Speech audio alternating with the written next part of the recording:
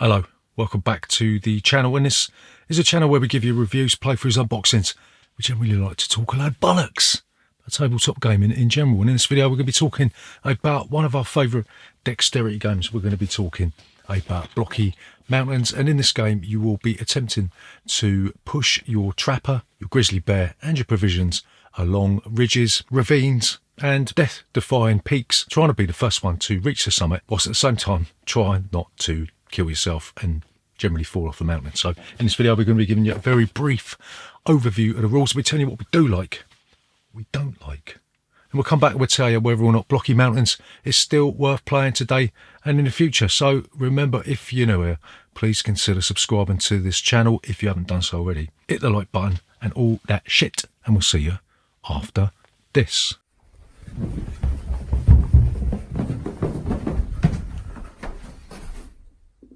Bollocks. So, Blocky Mountains, how'd you play this game?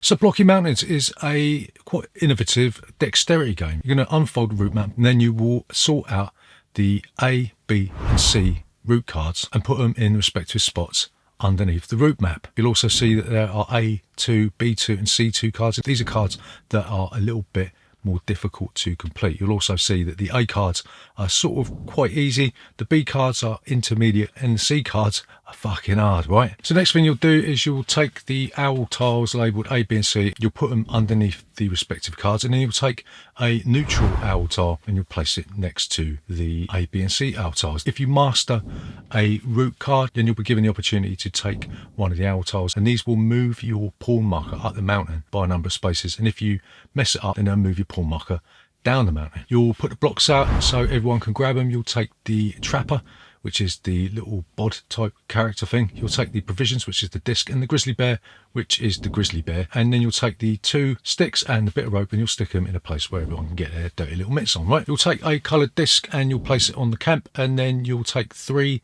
squirrel tokens and you'll place it on the respective space on a tree. The higher up on the tree you are, the earlier in the turn order you will go. So the starting player will reveal one of the cards in the A, B or C deck. It's up to you which one you want to do. You reveal it. You'll build the course by using all the blocks that is listed on the card. You'll also see the different type of character that you'll have to use, and you'll also see where you have to hook and unhook each character. If you're using the grizzly bear and the trapper, the card will tell you where you've got to swap over, and if there's 2 hooks used, you'll have to have one in your left hand and one in your left hand and one in your right hand. Once you've built the course and you've got the 2 sticks in your hand, you will try and tackle the course. You will have to either pull the grizzly bear on some ropes, you might have to pull the trapper through some holes or down a slide. You might have to knock the provision token along the course, but you will always have to finish. You'll go on the blue home spot, right? So if you master the course, you will be given the option to choose one of the owl tiles. You'll flip it over, and if you successfully negotiated the route, you'll look at the black number and you'll move your marker up that many spaces. If you screwed it up,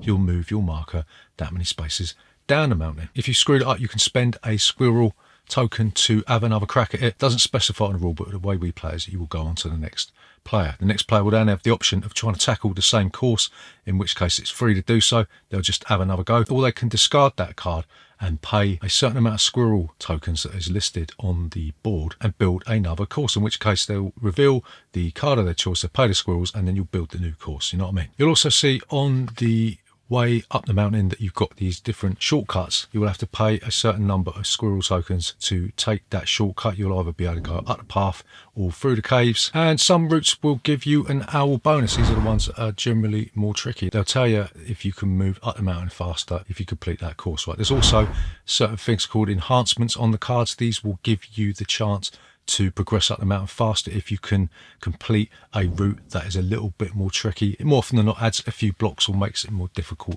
to negotiate, you know what I mean? There's a few little restrictions on what you can and can't do with the equipment. You have to hook and unhook at the beginning and the end, and when the card tells you to do so. If the provisions or the trapper or the grizzly fall off of the route, then you have failed. But if you accidentally unhook yourself, then that isn't considered a failure, right? So you'll keep doing this until somebody gets to the top of the mountain, in which case they will be the winner of Blocky Mountains. So what do we like about Blocky Mountains?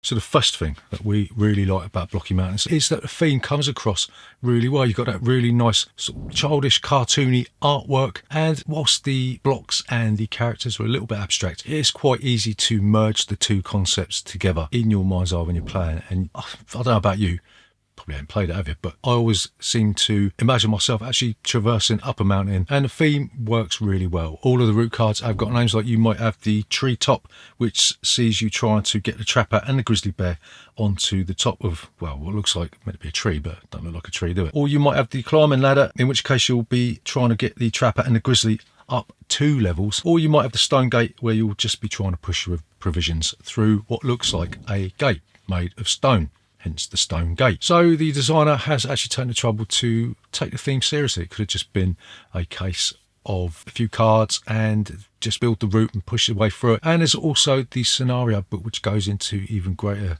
detail with some courses and some routes, and there is just a host of stuff to do in this game. It's never ever going to get boring. So the next thing that leads on from the last thing is about the scenario book. As an expansion, the designer did create the Great Big Adventure Book. I think that's what it's called. Hang on. The Big Game Adventure Book, where there is loads and loads of extra stuff to do. There's loads of variants included in the Big Game Adventure. You've got the piggyback variant, where you're going to have to carry another player along a route. You've got the tournament variant, where the starting player changes every round. And you've got some tips and tricks on how to create your own routes at the end of the book. So if you add to that the Rock Slide expansion, which adds even more scenarios and even more tricky ways to play this, as a dexterity game, has got so much variation, so much depth. After so many years of playing this, we still haven't explored all the stuff in the game. So yeah, it's just massive. So next thing that we really like about Blocky Mountains is that a lot of the route cards provide a real challenge to even hardened dexterity game fans. Some of the routes on the cards are fiendishly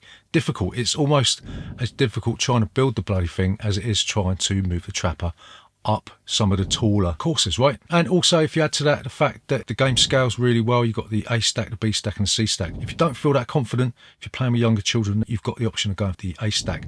And also, if you're a hardened veteran of this, you've got the C stack and even the A, B and C 2 stacks. So the game really does scale really well for all types of ages and all types of skill levels, you know. So following on from that, there's also the added bonus of having the enhancements on the cards. If you do feel a little bit cocky, then you are going to be able to get some extra squirrels for completing the courses with the enhancements. So there's that little carrot that's being dangled just to tempt you into buggering your turn up or not, or going for glory. So yeah, there's a nice little risk reward thing going on with the enhancements in this game. Yeah. So what don't we like about Blocky Mountains? So the first thing that we don't like about Blocky Mountains is that there's not really that much to do while you're waiting for your turn to come around. Add to that the fact that if somebody spends a squirrel, if they cock it up, they're going to get to have another go.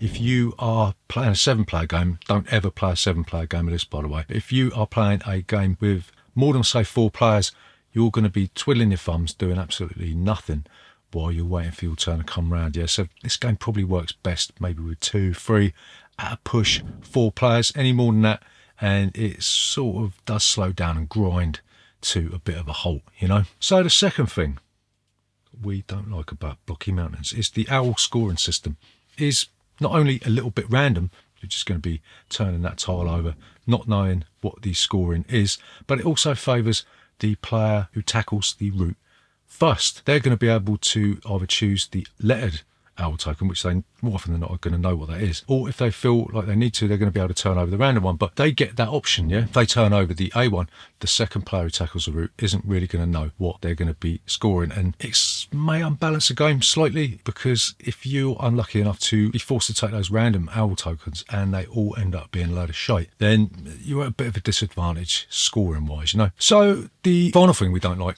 about Blocky Mountains is that you're always at a risk of knocking down the structures, especially the structures that are built really, really high. Like we said earlier, it's almost as difficult to build these bleeding things as it is to actually traverse the structures, right? Especially in the scenario book, if you're building these really tall ones, it's going to be very difficult to not knock it down. If you do that, you'll have to rebuild it, and somebody else is going to knock it down, you have to rebuild it. So it can be a little bit frustrating if you're playing with people who are a bit cumbersome with their fingers. So to summarise, is Blocky Mountains worth your time and bother today and in the future. So we're going to say yes, absolutely, Blocky Mountains is one of the best dexterity games that we have ever played, and it's an absolute crime that it hasn't got the recognition that we think it deserves. Yeah, this one flew under the radar back when it was released. I think it was 2015, 2014, and it continues to fly under the radar to this day. It is available on Amazon in Germany, I do believe. This is like a second edition type thing that's been released to the mass market. If you can find it via Germany, it is well worth it. It's got the perfect blend of skill when you're trying to use the ropes and hooks and trying to get through all the different obstacles, and it's also got a little bit of luck in there with the random nature of the owl cards. So there's quite a decent blend of skill and luck. The theme works really well, and there seems to be an infinite amount of variation when you're playing this game. There's so many different courses, so many ways to test your dexterous skills, that Blocky Mountains is highly recommended by us. So go out and get yourself a copy right now. So there you go, that's Blocky Mountains. Remember, if you're new here, please consider subscribing to this channel if you ain't already done so. Leave a comment in the section down below, hit the like button and all that shit. See ya next Tuesday.